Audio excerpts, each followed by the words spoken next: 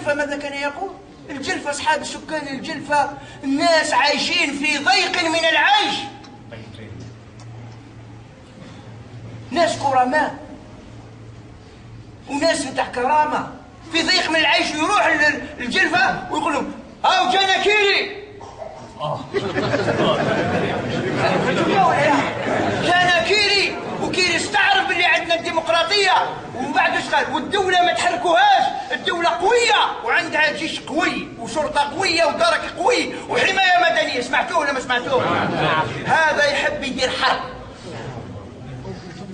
ويخوف بالشعب. مرة خوف لهم قال لهم نديركم كيما تيكنتورين 100 مرة على تيكنتورين، ومرة يزيد يقول لهم باللي الآن في الجلفة عندنا جيش، الجيش تاعك، الشرطة تاعك، الدرك تاعك.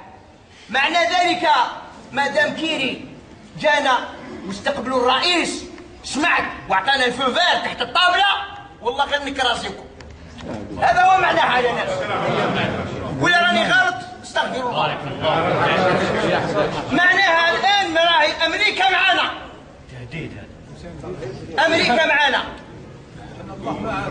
أنا نقول لكم حاجة، أمريكا لا تنظر إلى هؤلاء الأقزام، أنا أقول لكم بكل صراحة لا تنظر إليهم إلا عملاء أمنيون أو كلاب حراسة على مصالحها.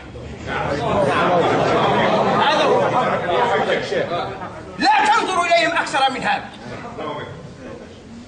ما يعرفوش نفوسهم. أمريكا ألا تعرفون تاريخها وإرهابها؟ ها؟ ما تعرفوهاش؟ أمريكا لحد الآن ما زالت تقتل إخواننا في أفغانستان وفي الصومال وفي كذا، إنما جاوا هنا للجزائر فقط والله ما جاوا. ويقول لك جينا نتعلموا من الجزائر. باش نتعلموا؟ احنا يا الصباط نتاع العسكري تخدم في ألمانيا، الصباط، القماش اللي يلبسوا العسكري، السلاح اللي عنده، الدبابة اللي عنده. احنا كاش ما خدمنا حاجة؟ يا المكسب شي الناس عريان، هكذا يقولوها أصحاب بكري ولا لا؟ واش عندكم خدمتوا؟ تعرفوا وتزيد تهددنا وتقول عندنا جيش قوي. الجيش هذا ولاد الشعب، مش جيش تاع بوتفليقة ومش جيش تاع سلال ومش جيش تاع البندية. هذو مافيا، هذو مافيا. معنى ذلك يستغلوا ولاد الناس باش يقتلوا بهم الناس ويحسبوا باللي الشعب يخاف من الجيش. الجيش خارج من الشعب، والشرطة خارجة من الشعب، والدرك خارج من الشعب، والحماية المدنية خارجة من الشعب، والشعب هو الأصل وينجم يواجه هؤلاء جميعا. نعم. تخوفون بالسلاح وتخوفون بكذا وتخوفون بكذا. اتقوا الله وخافوا ربه. الآن من الذي يريد أن يرد البلاد إلى ما كانت عليه أو أسوأ؟ هذا كلام يقولوا للناس.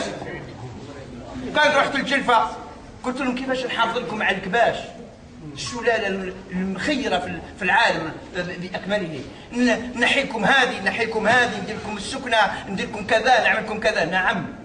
مرة تقولنا تخوفنا بالتيكنتورين، معنى ذلك في دماغهم، أنا في دماغهم باللي الشعب الجزائري هذا شعب يمكن نخوله، بصح إذا كان خرج راسه عليه.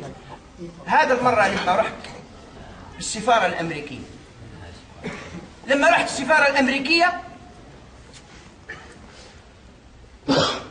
أعطاهم أمر، رجال الشرطة جاوا قال لي ودي ممنوع باش تقعد هنا. خرجوا زوج من السفارة، خرجوا زوج يخدموا في السفارة الأمريكية. في اللافتة كاتب ضد التدخل الأمريكي في الجزائر، وكاتب الاستقرار لأن أمريكا واش تحوس تقول لك الاستقرار. قلت لهم لا للاستقرار القائم على الظلم، نعم للاستقرار القائم على العدل. لما خرجوا قلت لهم شوفوا سبحان الله، قلت لهم أوباما في أمريكا يطل من الشرطة قدام البيت الأبيض، يسب الناس مديرين مظاهرة يرفدهم. ونقول لكم حاجة، الحراسة على السفارة الأمريكية والسفارة الفرنسوية أكثر من الحراسة على رئاسة الجمهورية. نعم. روح أنت تنجم تروح للجمهورية تجوز منها، تنجم تروح بصح السفارة الأمريكية معناها هذو من الأسياد نتاع البلاد، هذو الأسياد نتاع البلاد. كنتوا تخليوا الناس يجيو قدام السفاره.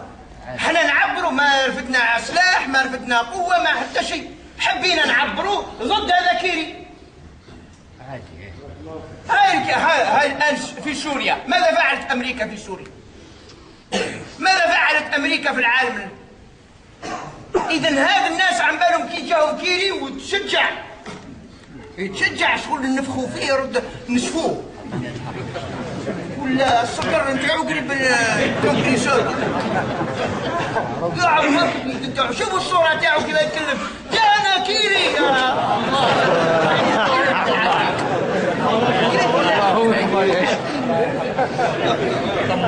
لا حول ولا قوة. شو هذيك السقاطة هذه؟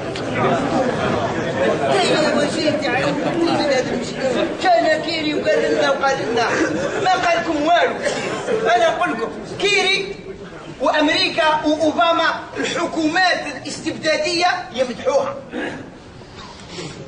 يمدحوها.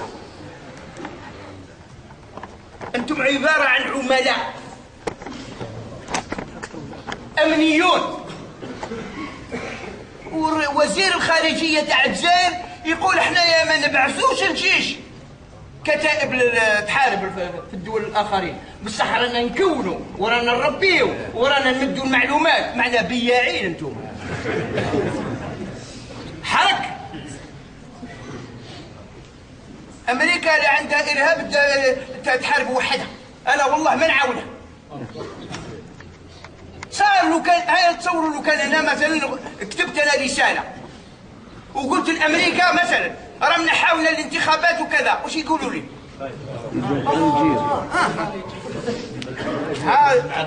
قسنطيني يطالب بمحاكمه الجنرال يعلى وعلي بن نواري بتهمه الخيانه. قال لك هم كتبوا رسائل لامريكا التدخل. هذو ما عندهمش سلطه، ما عندهمش مال، ما عندهمش حكم. قالوا رايهم مليح ماشي مليح هذه مساله اخرى. قال لك نرفعوا عليهم دعوه وقضيه. والناس اللي نحاول الانتخابات وفتحوا البلاد على الدماء، على ما رفعتوش بهم دعوات؟ طيب هل سمعتوا قسنطيني رفع دعوه وقال لهم شاكب خليل؟ هذو زوج يعني. واحد فيهم قال لك احنا ما قلتش الكلام كيما هذاك، راهم حرفوا لي الكلام عن مواضعه. وصح كاين ساعات الناس تقول كلام. احنا ضد التدخل الخارجي وضد ان يتدخل الجيش ويوقف اي مسار انتخابي، لان هذا ليس في صالح البلاد والعباد. احنا الجبهه الاسلاميه نقاض هنا البيان تاعنا مكتوب هنا.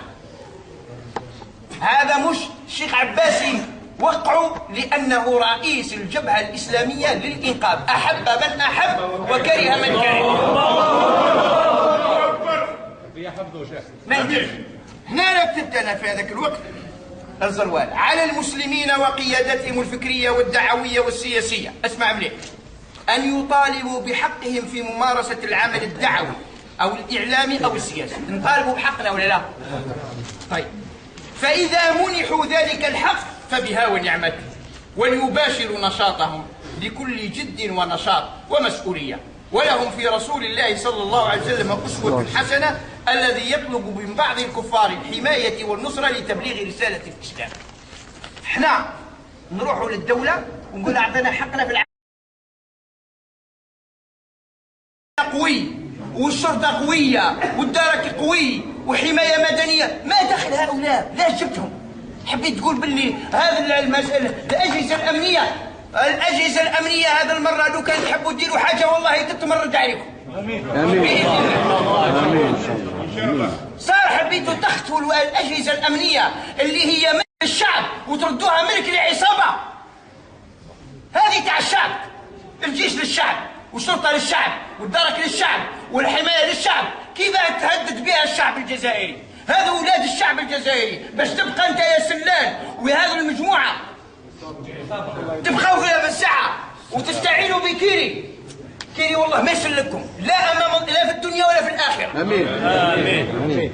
ولا هولندا يسلككم ولا أوروبا تسلككم. أنا عارف باللي أمريكا والغرب ماذا بهم يبقوا هذا الحالات، لأنهم عملاء مش لأنهم أصحاب قرار سيادي. عملاء يطبسوا لسانهم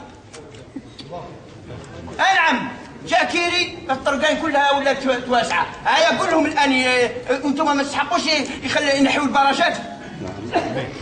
الشعب الجزائري ما يحتاجش بعد. لا كيري باش يبينوا له باللي راهي. وخرج البارح كيري ولا لا؟ خرج للشارع ولا لا؟ وين راح البارح؟ ساعة في دار ابراهيم. شفتوه يلعب مع الذراري ولا لا؟ يلعبوا مع الذراري وقصه. ننجم انا ذوك نخرج لهيه ندير درس للذراري.